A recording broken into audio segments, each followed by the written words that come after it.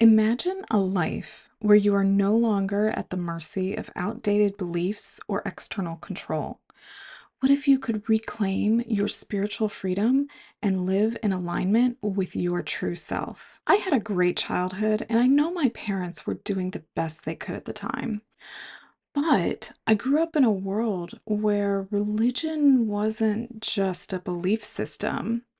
Rather, it was the rule book for your entire existence. Everything was mapped out for you, and if you dared to step outside of it, well, you were branded as rebellious, sinful, or just plain wrong. My worth wasn't measured by who I was or what I dreamed of doing. It was tied to how well I could fit into these roles: obedient daughter, dutiful wife, devoted mother, and there wasn't much room for anything else. God forbid I had an original thought or ambition of my own. I'll never forget the time I wanted to go to college. To me, it felt like this big step towards independence, something I was craving so deeply. But I was told, college isn't for women like you. Your job is to get married, have kids, and support your husband. You're just a woman. Just like that, my dreams were dismissed like they were never mine to begin with. The message was loud and clear. Your autonomy doesn't matter. Your worth is tied to how well you serve others, not what you can achieve for yourself. Living under those beliefs was like walking through life in a cage. I started believing that I wasn't smart enough, I wasn't strong enough, and I wasn't even good enough to make my own decisions. That I needed someone else's approval, or worse, permission, for everything. It left me feeling small and powerless, like my voice didn't even matter. And that kind of conditioning doesn't just disappear when you grow up.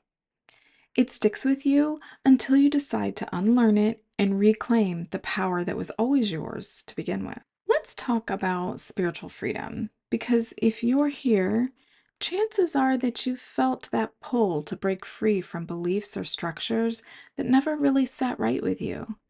Spiritual freedom, to me, is about stepping into the full truth of who you are, unapologetically, without being shackled by anyone else's rules, guilt trips, or expectations.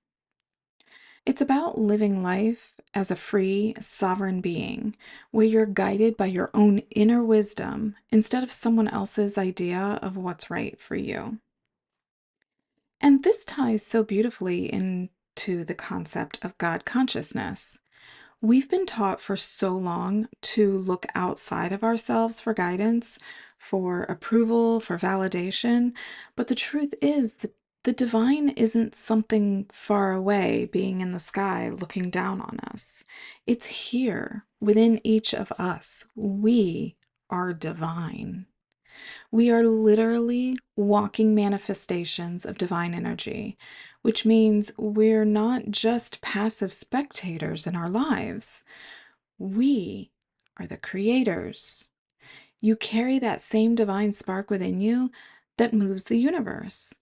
That's the level of power we're talking about. For those who've been raised in religious settings, this might feel radical. When I first started down this path, I was like, whoa, am I going to hell for believing this, for thinking this, for even reading about this? But think about it. If we're made in the image of God, doesn't it make sense that we hold a piece of that power within us? We are made in the image of God. That means we are God, not a Xerox copy of God. We are God. God consciousness isn't about abandoning faith or what you were raised to believe. It's about expanding your understanding of it. When you embrace that, when you own that truth, you stop asking, can I do this? Am I enough? And you start creating from a place of knowing, I can do this. I am enough. Why? Because I am divine. Spiritual freedom is living in alignment with that truth and realizing you don't need permission from anyone to embody your power. Spiritual conditioning is something that most of us carry with us even without realizing it, even if you weren't raised in a religion.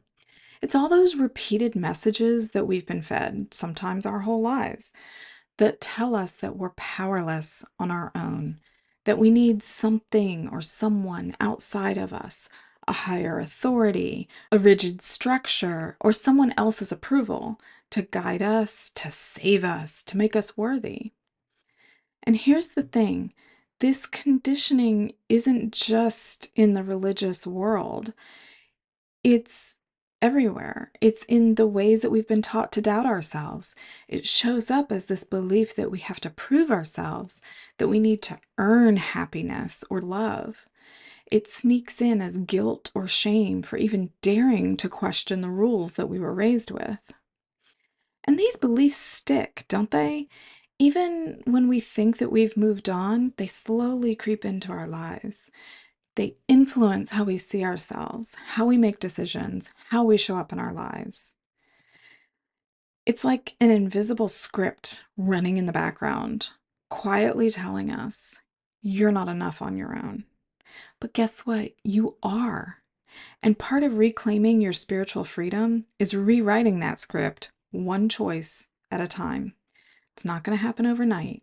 It is a process. When you let go of all that conditioning, the voices that told you what you should do, who you should be, you make room for your own truth to come through. You get to hear your inner voice again, the one that really knows what you want, what feels aligned for you. And when you start living from that place, life becomes so much more fulfilling, so much more meaningful, because it's finally your life, not someone else's idea of what your life should look like. We aren't here to sit back and just let life happen to us. As part of divine consciousness, we're here to co-create, to actively shape the reality we want to experience. When you are a co-creator, you are owning your power, your choices, and your vision.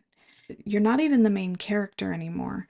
You are the director of your life, and you're deciding what the main character, aka you, is going to do. You realize that the energy you put out into the world has a ripple effect, and it's your responsibility and privilege to align that energy with the life you want to create. Reclaiming your freedom doesn't mean you turn away from the divine. In fact, you connect deeper to the divine on a more personal level. When you shed the layers of conditioning and fear, you stop seeing the divine as something external and unreachable and punitive, and instead you feel it within you, all around you, in nature, and in everything you do. And that's where the magic happens, in realizing that your connection to the divine isn't something you have to earn or ask for or work for. It's already yours. It's always been yours. So here's what we're going to cover in this module. We will identify and release disempowering beliefs. I'm going to introduce boundary setting practices to help support your spiritual freedom. And I'm going to give you practical tools, exercises, and meditations that are all in your workbook to help you feel more empowered and aligned. Throughout your evolution, as you work through this toolkit, you'll begin seeing your power as a divine birthright rather than something external. Let's start breaking down the walls that prevent you from fully embracing your true sovereign self. I just want to take a moment to really affirm your courage for beginning this process because it is scary, right? I know that challenging long-held beliefs can be uncomfortable, but it can also be deeply transformative, and I'm so proud of you for being here.